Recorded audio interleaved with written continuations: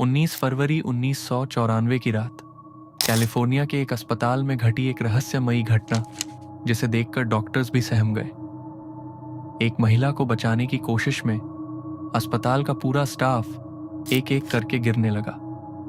लेकिन ऐसा क्या था उस महिला के शरीर में जिसने सभी को मौत के करीब पहुंचा दिया? यह कहानी है कैलिफोर्निया के रिवरसाइड रहने वाली ग्लोरिया रामिरेज की। तो चलिए वीडियो शुरू करते हैं ना।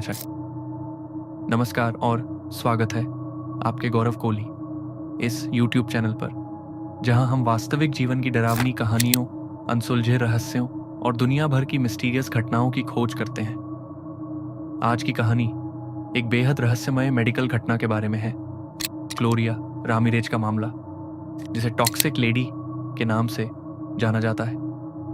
1984 में उनकी मिस्टीरियस डेथ ने डॉक्टरों को चौंका दिया और जो लोग उन्हें बचाने की कोशिश कर रहे थे वे खुद अजीबोगरीब लक्षणों से पीड़ित हो गए।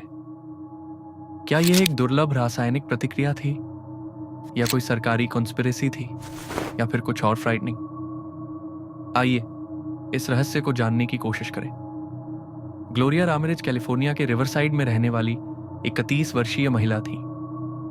वे 2 बच्चों की मां थीं और यूटेराइन सर्विकल कैंसर के फाइनल स्टेज से जूझ रही थी। हालांकि 19 फरवरी 1994 की रात वे एक ऐसी घटना का सेंटर बन गईं जिसने साइंस को भी चौंका दिया। 19 फरवरी की रात करीब 8 बजे ग्लोरिया को रिवरसाइड जनरल अस्पताल के इमरजेंसी रूम में लाया गया। उन्हें सांस लेने में कठिनाई हो रही थी, उनकी दिल की धड़कन बहुत तेज थी और वे कंफ्यूज्ड लग रही थी। उनके शरीर पर एक अजीब ऑयली परत थी और नर्सों ने उनके शरीर से लहसुन जैसी गंध महसूस की। जब एक नर्स ने उनका खून निकालने की कोशिश की तो स्थिति और भी रहस्यमय हो गई। खून से अमोनिया जैसी तेज गंध आ रही थी और उसमें छोटे छोटे क्रिस्टल जैसी चीजें दिखाई दी। जैसे ही मेडिकल स्टाफ ने उनका इलाज करना शुरू किया, एक एक करके सभी गिरने लगे।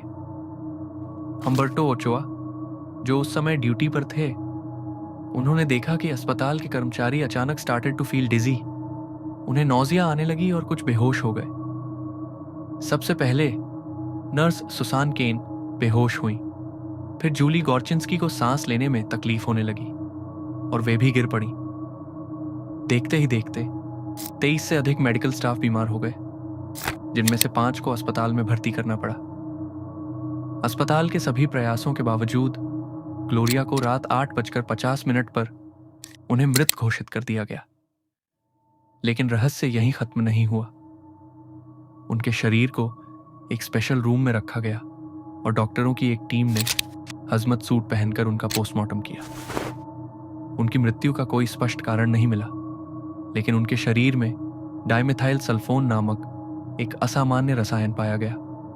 उसके बाद वो एक मिस्टीरियस केस बन गया। मेडिकल का कहना है कि ग्लोरिया ने एक घरेलू उपाय के रूप में डाइमेथाइल सल्फॉक्साइड DMSO का उपयोग किया था, जो ऑक्सीजन के संपर्क में आने पर डाइमेथाइल सल्फेट में बदल सकता था।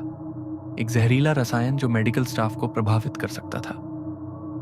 और कुछ विशेषज्ञों का मानना है कि हॉस्पिटल के कर्मचारियों में जो लक्षण देखे गए वे मास हिस्टीरिया के कारण हो सकता है, जिसमें डर और तनाव के कारण लोगों को मानसिक और शारीरिक लक्षण महसूस होने लगते हैं।